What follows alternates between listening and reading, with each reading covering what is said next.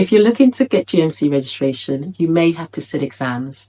In this video, I'll be telling you about them and giving you some tips and suggestions on how to successfully pass them. If you're new to my channel, welcome. My name is Effia. I'm a doctor based in the UK and I make videos for doctors wanting to work in the UK. If you want to register with the General Medical Council in order to work in the UK, you may have to sit exams unless you have other alternative exams that are acceptable. So these could be a postgraduate exam or a licensing exam from America, Canada, or Australia. If you do use a Canadian licensing exam, then it has to be in English. If unfortunately you don't have any of these exams, then you will have to sit the UKMLA exam. This is the UK Medical Licensing Assessment exam, and it's an exam that's sat by all final year medical students in the UK before they start their internship here. It's also the exam that's now replaced the PLAB exam.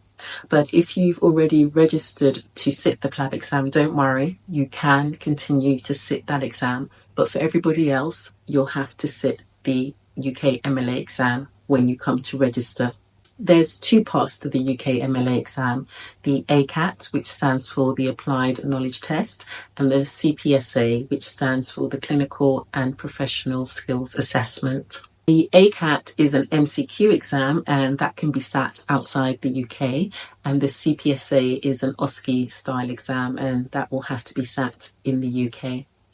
You may have to sit English language exams as well if you're unable to show acceptable English proficiency through one of the methods that the GMC accepts. So if you are in the situation where you'll have to sit the exam, then there are two exams you can choose from. There's the OET and there's the IELTS exam. The OET stands for Occupational English Test and the IELTS stands for International English Language Testing System. The OET is purely focused on medical language skills and the IELTS covers more generic English speaking language skills. So most people say that the OET is much easier to pass as a consequence, but it is more expensive than the IELTS. So the one that you choose will depend on your personal situation and your personal preference. What can you do to increase your chances of passing the exam successfully? Well, I think that the number one key component to you succeeding is being prepared. Preparation is essential.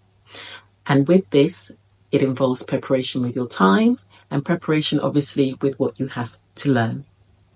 So looking specifically at preparation with your time, you should try to organize yourself so that you have enough time before the exam so that you can prepare adequately before the exam.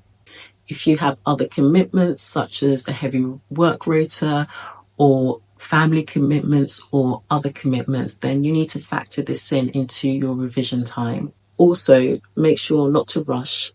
The worst thing you can do is rush and fail the exam because you weren't prepared.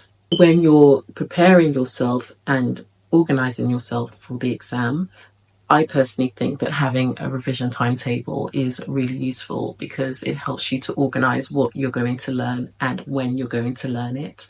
And within that revision timetable, it's really important to have periods of rest. So if you say to yourself that for the next hour on Monday, I'm going to study cardiology, for example, then give yourself a 10-minute, 30-minute, whatever amount of break between that and then your next subject that you'll study so that you've had some time to rest.